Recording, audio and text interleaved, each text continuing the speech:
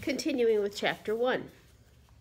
So the old dog, who was a natural clown, slithered half off the chair and stood with his hindquarters resting on the cushions, waving his tail and nudging the cat, who sat like an Egyptian statue, eyes half closed, head erect, then gave a throaty growl and patted at the pink and black bull terrier nose. Then together they followed the man to the door, where the young dog waited to fall in behind the little procession. Longridge opened the door leading onto the garden, and the two dogs and the cat squeezed past his legs and into the cool night air. He stood under the trellised porch, quietly smoking his pipe, and watched them for a while. Their nightly routine never varied. First, the few minutes of separate local investigation, then the indefinable moment when all met again and paused before setting off together through the gap in the hedge at the bottom of the garden and into the fields and woods that lay beyond. He watched until they disappeared into the darkness, the white shape of the bull terrier showing up long after Longridge was able to distinguish the other two. Then re-entered the house. It would be half an hour or more before they returned. Longridge and his brother owned a small cabin by the shores of remote Heron Lake, about 200 miles away, and twice a year they spent 2 or 3 weeks there together, leading the life they loved, spending many hours in companionable silence in their canoe, fishing in spring and hunting in the autumn.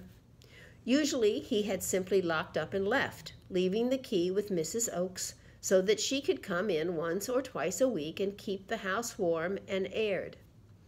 However, now he had the animals to consider.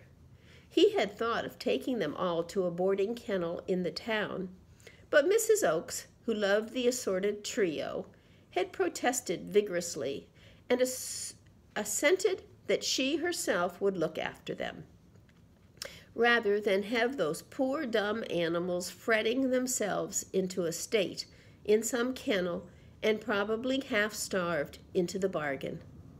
So it had been arranged that she and Bert would look after the 3 animals.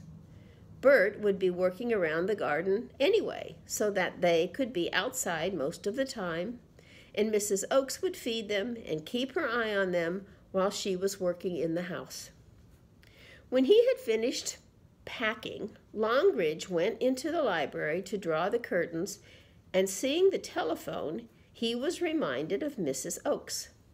He had forgotten to tell her to order some coffee and other things that he had taken from the store cupboard. He sat down at the desk and drew out a small memo pad. "Dear Mrs. Oakes," he wrote, "please order some more coffee and replace the canned food I've taken. I will be taking the dogs, and Tao too, of course." Here he came to the end of the small square of paper, and taking another piece, he continued, "Out for a run before I leave, and will give them something to eat. So don't let our greedy white friend tell you he is starving. Don't worry yourselves too much over them. I know they will be fine." He wrote the last few words with a smile, for the bull terrier had Mrs. Oakes completely in thrall and worked his advantage to the full. He left the pages on the desk under a glass paperweight, then opened the door in answer to a faint scratch. The old dog and the cat bounded in to greet him with their usual affection, bringing the fresh smell of the outdoors with them. The young dog followed more sedately and stood by, watching aloofly, as the other whipped his tail like a lash against the man's legs, while the cat pressed against him, purring in a deep rumble. But he wagged his tail briefly and politely when the man patted him. The cat walked into the library to curl up on the warm hearth. Later, when the ashes grew cold, he would move to the top of the radiator, And then, somewhere in the middle of the night, he would steal upstairs and curl up beside the old dog. It was useless shutting the bedroom door, or any other door of the house for that matter, for the cat could open them all, latches or doorknobs. The only doors that defeated him were those with porcelain handles, for he found it impossible to get a purchase on the shiny surface with his long, monkey-like paws.